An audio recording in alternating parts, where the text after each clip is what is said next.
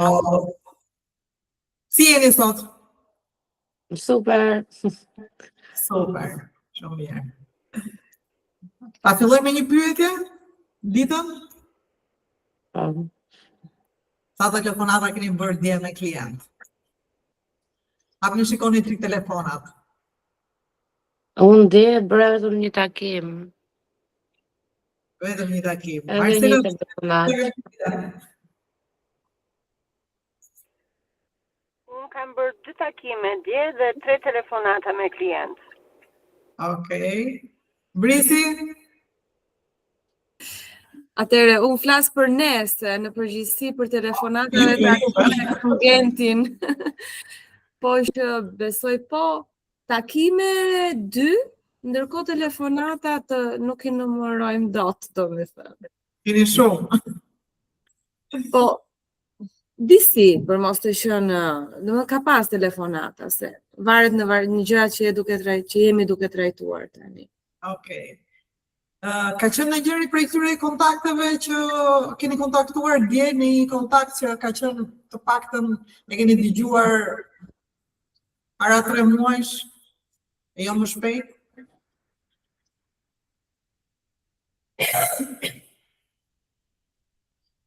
Unë jam e re, s'kam qenë para 3 muaj. Okej, me ty jemi në rregull. Do me thënë 3 muaj në kuptimin që është klient i ri. Largësia e telefonatës së fundit me klientin jo. Ka qenë 3 muaj. Jo, ne jo. Një nga telefonatat ka qenë me një klient që herën e fundit kam folur para 4 muajve dhe e mora për ta pyetur si je. Super, Marcela. Okej, pra sot do flasim për marrëdhëniet fitimprurëse, si ndërtohen kontaktet që sjellin rezultate reale. Çfarë përfaqësojnë për ju marrëdhëniet? Sidomos në sektorin ton real estate. Unë do t'i quaj që janë kapitali më i çmuar për ne, marrëdhëniet njerëzore. Në real estate përfaqësojnë shkallën e besimit dhe të besueshmërisë që një agent ndërton me tregun e tij, duke kthyer një kontakt të thjeshtë në një partner afatgjatë. Pra, marrëdhëniet janë ura që transformojnë një transakcion emocional dhe financiar, që mund të jetë blerja apo shitja e një prone, në një burim të vazhdueshëm referimesh dhe stabiliteti profesional. Okej, jemi dakord? A është realisht kjo marrëdhënie që çfarë përfaqësojnë marrëdhëniet në real estate? Pra shkallën e besimit dhe të besueshmërisë që një agent ndërton në treg. Okej.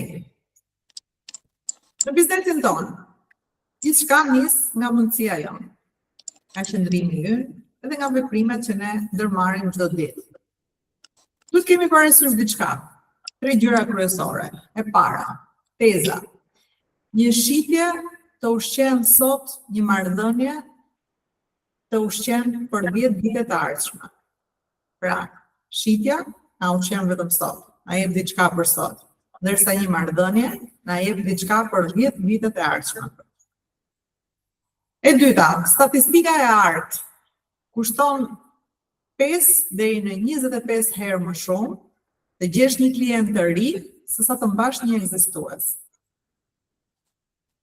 Dhe cili është e treta, diferencimi, agenti si shitës, ku fokusi kryesor i agentit është komisioni, dhe këtë duhet ndajmë, apo duhet jemi agent këshilltar i besueshëm, që është fokusi tek zgjidhja e problemeve. Ndaj le të vazhdojmë të mirëmbajmë marrëdhëniet me klientët e kaluar edhe me sferën tonë të influencës, sepse ata janë burimi kryesor i transaksioneve tona. Mendon që ne gjenerojmë më shumë të ardhura nga klientët e kaluar edhe nga sfera jonë e influencës. Sa përqind e keni faturimin në vit nga sfera influencës apo nga klientët e kaluar? Dhe sa e keni nga klientët e rinj? Si është përqindja e ndarë? Personalisht, 70% të punës vjetore e kam nga klientë më parë. Shumë mirë. Brisi, Edhe ne, një përqindje shumë e lartë është nga sfera e influencës dhe nga gjitha bashkëpunimet e mëparshme me klientët, ndërkohë të rinjt, okay, patjetër, po që janë në një përqindje më të ulët. okay. Pra, kjo është ajo gjëja që ne duhet të bëjmë, që është praktikisht një veprim shumë i thjeshtë, por që jashtëzakonisht i fuqishëm, i cili mund ta çojë gjithmonë drejt rezultateve të jashtëzakonshme që ne duam. Pyetja është, a do vazhdojmë ta bëjmë këtë veprim vazhdimisht? Në cilën mënyrë? Pa u ndalur, por gjithmonë duke ndjekur qëllimet tona. Pra, ne duhet të jemi gjithmonë në kontakt me klientët për të ngritur marrëdhënie të reja, apo për të mbajtur marrëdhëniet që i kemi ekzistuese më përpara, me klientët më përparshëm. Si mund ta mbrojmë biznesin ton me një plan afatgjatë? Si mendoni?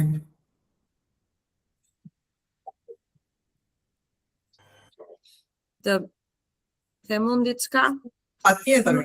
Unë nuk është se kam shumë tani eksperiencën, nuk e di shumë vjeçare, saq mund të jetë dhe një pjesë e mirë këtu, por unë jam e mendimit që plani afatgjatë është shumë i rëndësishëm dhe që të ndërtosh një plan duhet patjetër të ecësh konform vizionit, misionit dhe të kesh një strategji të saktë të qartë. Pavarësisht arritjeve, duhet gjithmonë të jesh në kërkim dhe të gjërave të reja, dhe të zbatosh politika, praktika të reja. Jo për ta thënë kështu në nivel teorik, se ta thuaj në nivel teorik është duket si diçka shablon që okay, dëgjon kudo. Por realisht, në qoftë se vërtet zbaton dhe aplikon të gjitha çfarë dalin, sepse normalisht tregu evolon dhe nuk është më njësoj si shumë vite më përpara.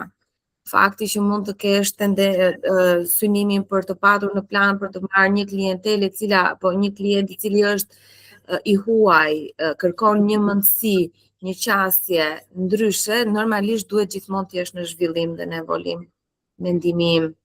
Kështu që planet për mua janë shumë të rëndësishme, por kanë një gjë shumë të rëndësishme planet. Duhet planifikuar, po dhe kontrolluar dhe monitoruar. Do të thotë, për të parë, kam pasur këtë plan, sa e kam arritur, pse nuk e kam arritur, ose jo vetëm planet në vlera monetare, po them edhe në elementet e të gjithë zhvillimit të punës, pra ndërtimit të një pune që dhe puna të funksionojë vetë. Patjetër. Duke bërë për shembull, në zyrën time kam pas bërë gjithmonë një plan 3 mujor dhe mbas atij 3 mujorit bëja një monitorim. Çfarë kemi bërë në ato që kishim lënë detyra për të bërë 3 mujorin e parë, çfarë nuk jam bërë, çfarë duhet përmirësojmë. Patjetër. Megjithatë, do e kapja edhe nga një këndvështrim tjetër, për shembull. Kam kompanitë e mëdha, çfarë bëjnë?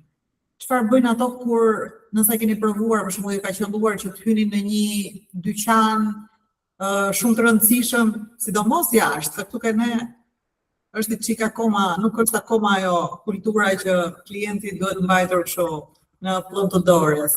Po kush ka hyrë në një showroom apo në një dyqan orash, për shembull shumë të shtrenjta, ose ku diun makinash, ose veshjesh. Imagjinoni të hyni aty në një dyqan domethënë të rëndësishëm edhe do ta shikoni se si u trajtojnë. Pra si e trajtojnë ata klientin. Edhe nëse jeni aty rastësisht, do e shihni që ata klientët i përgëdhelin. Edhe pse ndodh kjo, sepse çdo klient i vetëm për ta është shumë i rëndësishëm. Më tregoi një kolege ime italiane që kishte hyrë në Rom për të blerë një çantë në dyqanin e Louis Vuittonit. Edhe më tha, më bën një pritje që se kisha hasur asgjë kundi tjetër. E kishin ulur në një vend, sapo kishte hyrë, e kishin ulur në një vend, në një pozicion ku mund shifte çdo produkt të dyqanit që aty. I kishin ofruar diçka për të pirë, i kishin thënë çfarë mund të ofrojmë për të pirë, dhe i kishin lënë aty deri në një moment të dytë, i kishin thënë do vim për pak, ndërkohë pi diçka nga ne, dhe në atë moment ajo domethënë, përveç se u ndije përkëdhelur se të shkoj ulën e akomoduan, i lanë diçka për të pirë, por qëllimi ishte prapë për titullarët e kompanisë apo politika e kompanisë, që ajo të shikonte nga të gjitha anët që lloj produkti që kishte aty. Ndërkohë kam përkëdhelur, pra është ajo që e përkëdhelën, e ulën aty dhe i thanë, ok, tani ulu dhe shiko çfarë duash. Pastaj ne do vim në një moment të dytë, do vim të merremi me ju.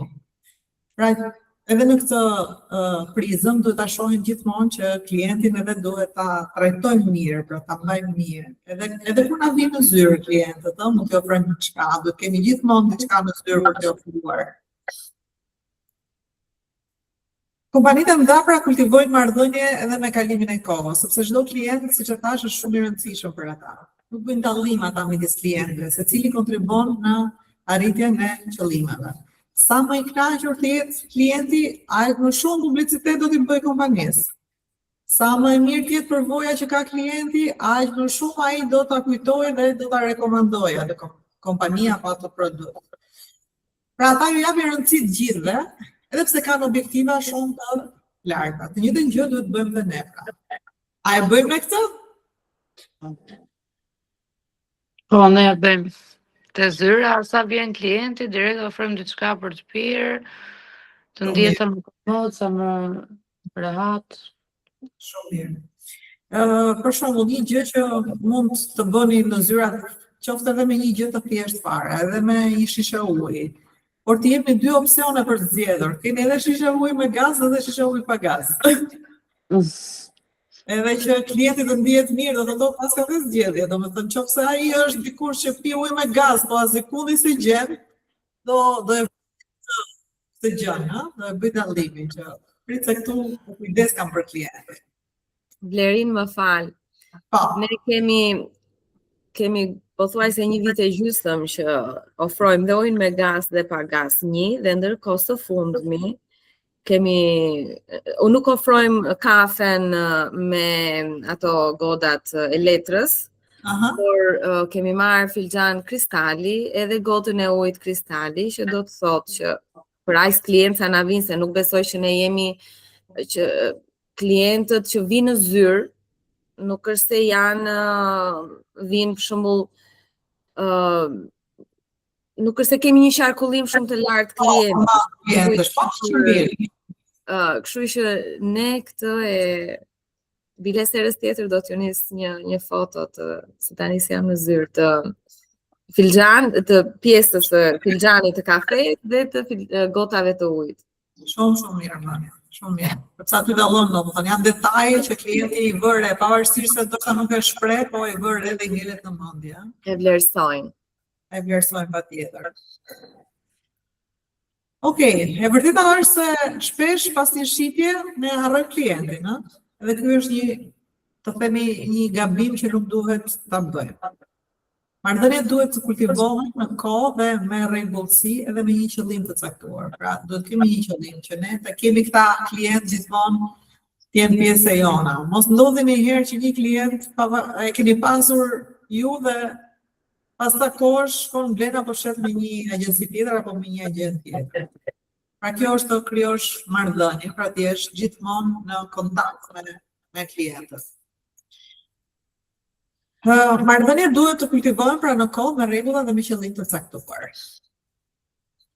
Si mund të kultivojmë marrëdhënie të qëndrueshme dhe të rregullta me të gjithë klientët e kaluar edhe me sferën tonë të influencës? Çfarë mund të bëjmë? Si e mendoni? A ekziston një mënyrë apo disa mënyra për të mbajtur këto lidhje të rregullta? Si mund të kultivojmë këto marrëdhënie rregullisht që t'i kemi? Okej, ka dy mënyra. Një mënyra e parë është ajo analoge, pra analogja është ajo që ne të takojmë njerëzit shpeshherë, dhe mënyra tjetër është edhe digjitalja. A i bëjmë ne këto rregullisht? Apo dhe njerë po, dhe njerë jo? Okej, ne duhet mësojmë që të komunikojmë në mënyrë të qëndrueshme, sepse duke komunikuar jemi më pranë tyre dhe klientët sigurisht janë dhe pranë nesh, dhe jo pranë konkurrentës. Okej. Marrëdhëniet nuk ruhen me kontakte sporadike, por me prani të vazhdueshme dhe me vlerë reale. Cili prej jush poston për shembull rregullisht apo mirëmban rregullisht një network? Është për të dyja opsionet, edhe pra poston rregullisht për të mbajtur një grup njerëzish të lidhur, të angazhuar nëpër mediat sociale, ose i kontakton, i takon, ka një network të vetin që i takon rregullisht.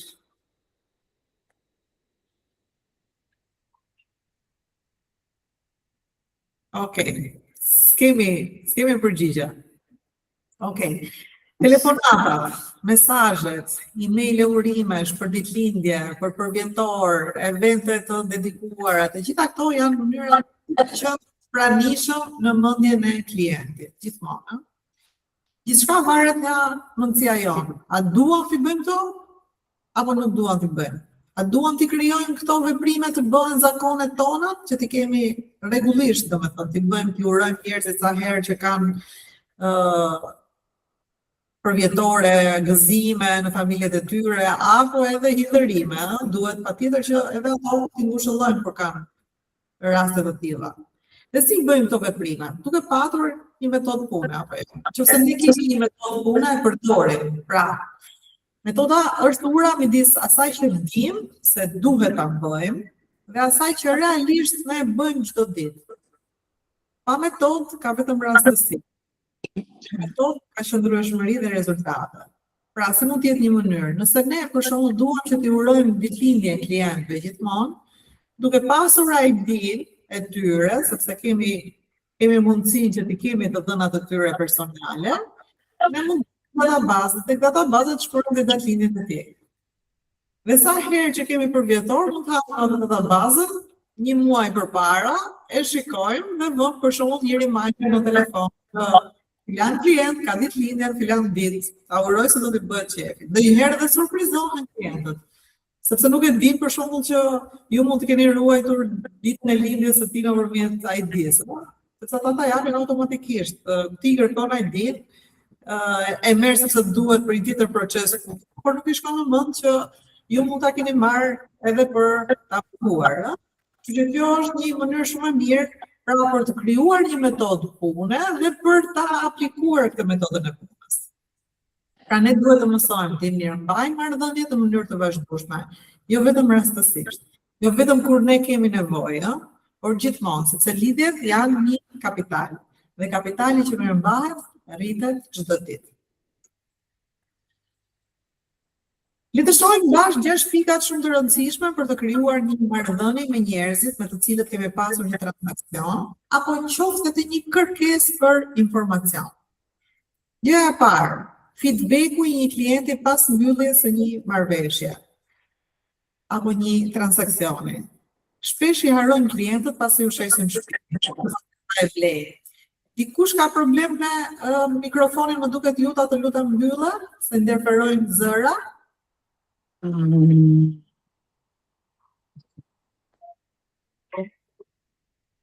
Është e rëndësishme që t'i telefonojmë këtyre klientëve që blejnë apo që shesin shtëpinë, edhe mbas 2-3 ditësh, edhe mbas një muaj, për t'i pyetur se si shkoi, si po ndihen. Okej? A nuk është ky për shembull një mjet i mirë për të ndërtuar një marrëdhënie të qëndrueshme me klientin? Sepse ne marrëm transakcionin, e mbyllim aty, mirupafshim, marrim lekët edhe zhdukemi. A i bëjmë këtë praktik gjithmonë me zell pas mbylljes së transakcionit? Kush për ju e bën këtë? Ne e bëjmë. Shumë mirë. Unë kërkoj gjithmonë edhe një feedback me shkrim. Shumë mirë. Për arsye sepse dhe ka dhe diçka tjetër shumë të rëndësishme përveç marrjes komisionit, ndjesë të ndërpres. Jo, s'ka problem. Ne përpiqemi që procesin, të paktën në pjesën e shitjes, apo të finalizohet, pra, që të kalimet, apo deri në momentin që ajo kontratë e firmosur, pra, ndoshta kjo pastaj mund të kem kundërshtime që puna jon mbaron kur mbarojnë firmën te noteri me radhë. Unë përpiqem që sepse varet edhe informacioni, njohuritë e klientit e gjitha me radhë, që procedura të jetë deri të paktën, nuk po them, kësti para, po pagesa nëse është totale me radhë. E flas për të shitjet, po patjetër edhe qerat, se qerat aty mbyllen edhe. Por që të shitja jep shumë siguri, sepse ne kemi qenë në kontakt me çdo informacion deri në momentin e firmës dhe pastaj e lëm klientin kështu, domethënë që të dyja palët, që çfarë do bëj ose kjo procedura, se jo dhe të gjithë, plus që dhe gjërat ndryshojnë, ne në Shqipëri kemi një ndryshmëri shumë të lartë. Edhe noteri, thot Genti, duhet të jetë kështu në varet në kontroll çdo situatë, rasti nuk i ngjan rasti, po që personalisht i ndjek deri në momentin që del certifikata patjetër. Po. Edhe aty pastaj unë quajt. Derisa kalon lekët noterit e palët. Patjetër, deri në momentin e fundit, pra del certifikata, kalon të ardhurat që i kalon noteri. Nëse bëni gjithmonë këtë, bravo, ju përgëzoj. A ju kanë sjellë të një rezultata për reagime të telefonatat që keni bërë pas disa ditësh? Apo disa muajsh, nëse keni marrë telefon, keni pas reagime, do me thënë të mira, janë kënaq klientët? Po shumë. Sepse ndihen shumë të vlerësuar edhe janë dhe shumë të lehtësuar me rëndësishmja, sepse kur firmosin, ju duket sikur e hoqën pronën, po pa u mbaruar gjithë procesi, është faza shumë e vështirë ajo pjesa tjetër. E qartë, okay. Pra kjo është një mënyrë shumë e mirë për të ndërtuar marrëdhënie, që ne të mbajmë marrëdhënie me klientët. Një pikë tjetër është newsletteri mujor. Të dërgosh për shembull informacione për tregun, për ndryshimet fiskale, hipoteka apo histori të pronave të rëndësishme. Kjo na mban në kontakt me të njohurit dhe me rubrikën tonë të telefonit. E praktikoni këtë mënyrë? Është dikush që bën për shembull newslettera për të çuar klientëve informacion? Herbasera? Mund të jetë edhe një mjet. Mund të jetë edhe një mjet që nëse nuk e keni përdorur akoma, mund të filloni ta përdorni, domethënë.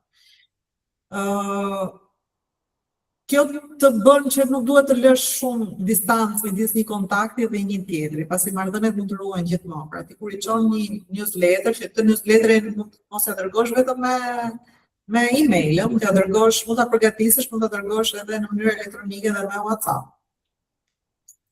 Pika tjetër, telefonatat dhe emailet periodike, edhe pse emailet janë të mira, telefonatat japin gjithmonë rezultat më të mirë, sepse ke prani, ke dialog, ke emocion, e dëgjon, zërin e klientit, e kupton se si ai reagon.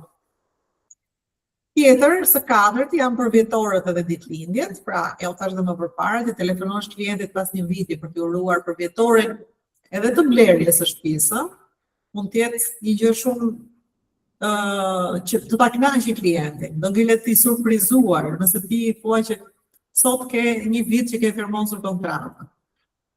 Apo ta pyesësh nëse mund t'i ndihmosh ata apo me kam nevojë për një gjë në momentin që bëjnë ato postimin e gjërave.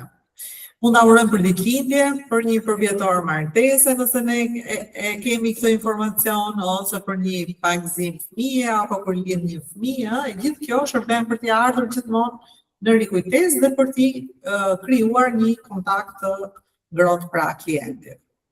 Pika tjetër janë eventet e dedikuara, siç për shembull mund të jetë open house-i, apo një aperitiv në zyrë, ftoni edhe klientë që nuk e kanë dhënë ende një pronë për të shitur, por që mund të jenë klientë për shembull të zonës. Aty nuk keni zyra. Që të shohin zyrat tuaja në mënyrë që ta kuptojmë me çfarë merreni. Ka shumë gjëra që mund të bëjmë realisht edhe të cilat i harrojmë dhe nuk i vëmë në praktikë. Një gjë tjetër, telefonatat e riaktivizimit. Ka raste kur një marrëdhënie është e zbehur edhe duhet të riaktivizuar. Ky është një dialog që nuk shesim asgjë, në fakt, apo skript, por klientit i vjen një mesazh i rëndësishëm i cili riaktivizon lidhjen me të. Për shembull, ne kemi një skriptonin në lidhje me këtë që po them, dialogu për të reaktivizuar pra kontaktet dhe është shumë i thjeshtë. Mjafton të bëjmë një telefonat duke e përshëndetur dhe duke i thënë përshëndetje.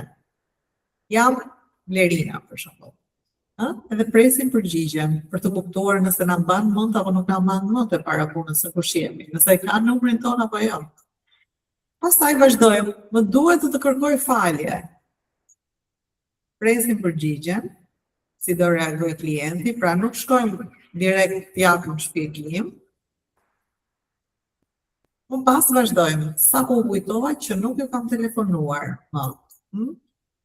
Presim pra përgjigjen dhe shikoni që reagimi i klientit është i surprizuar, do jetë i surprizuar. Do me thënë, do thotë, okay, për çfarë po më kërkon falje? Apo sa po kujtova që nuk kam telefonuar, po mirë, ne kemi për shembull klientët tonë që na thonë s'ka problem, mos nuk ta vëre fare, Pastaj vazhdojmë, do bëj mos përsëritet më. Edhe prit përgjigjen. Më pas do të jetë përgjegjësia ime për t'ju mbajtur të informuar, dhe mund t'ju çojmë her pas here një informacion që ka të bëjë për shembull me tregun imobiliar, apo nëse ai mund ketë interes për diçka që ka të bëjë për shembull me rivlerësimin apo diçka tjetër që gjithmonë ka të bëjë pra me sektorin tonë. Ky pra është një nga dialogjet apo skriptet që ne përdorim për të reaktivizuar kontaktet me klientët që i kemi më shumë se 6 muaj apo 3 muaj që nuk i telefonojmë dhe nuk i dëgjojmë. Këtë skript apo dialog ne e përdorim edhe në network shop-et tona. Kush ka qenë në network shop-et tona i ka përdorur, pra kemi telefonuar klientët dhe kemi dëgjuar edhe reagimin e klientëve. Okej, mund të ndodhi ndonjëherë që mund të ketin edhe një klient që thotë, sa mirë bëre që më morë në telefon sepse kam diçka për të dhënë, për të informuar. Okej, po ju jap një informacion të ri së fundmi në trajnimin e fundit që ne bëm ditën e premte, që titullohej si të parandalojmë kundërshtimet e klientëve.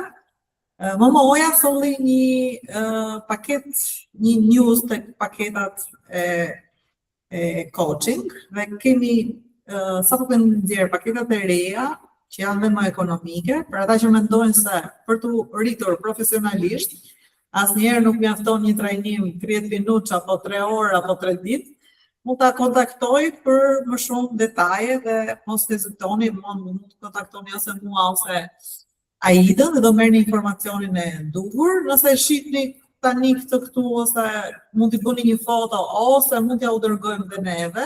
Kush është i interesuar mund të kontaktoj direkt Aidën për t'ja u dërguar. Unë ju falenderoj edhe sot për vëmendjen, ju uroj javë të mbar, edhe ne do jemi sërish të pranishëm me online-in çdo ditë të mërkure, edhe do shtojmë edhe trajnimet e tjera që do bëjmë pra zyrës tonë të re, tashmë në blog. Shumë faleminderit Blerina. Të lutem. Mirë. Pafshim ditë të mbarë. Pafshim. Mirupafshim.